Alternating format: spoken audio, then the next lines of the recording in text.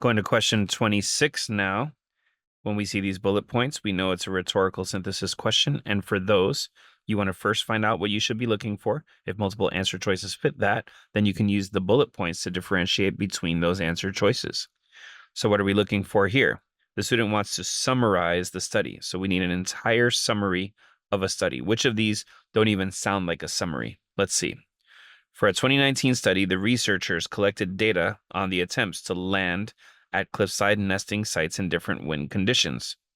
So that's kind of a presentation of the study, but I think the summary of the entire study really needs to include everything, and by that I mean the results as well.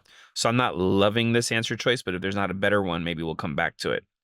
B, these researchers wanted to know the extent to which wind affects the success in landing at cliffside nesting sites. So they conducted a study. Well, first of all, that doesn't sound very professional.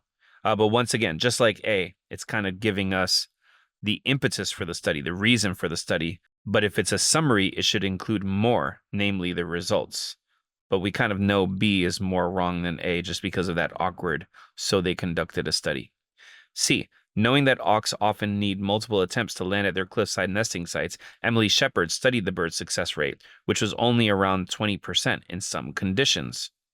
So right there, we have the background of the study and we have the results. So we're liking C so far more than A. D, the study of the auk's success in landing at cliffside nesting sites showed that as wind conditions intensified, the bird's success rate decreased.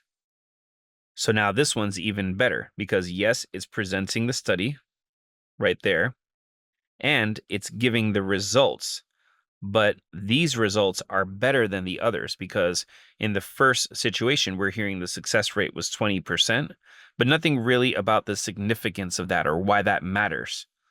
But here, we're hearing that as wind conditions intensified, the success rate decreased. So those results are giving us kind of a real relationship. This causes this and sort of some scientific insight. So we're getting the presentation of the study and results that kind of mean something more. So without even looking at the bullets, we know that the answer here has to be D.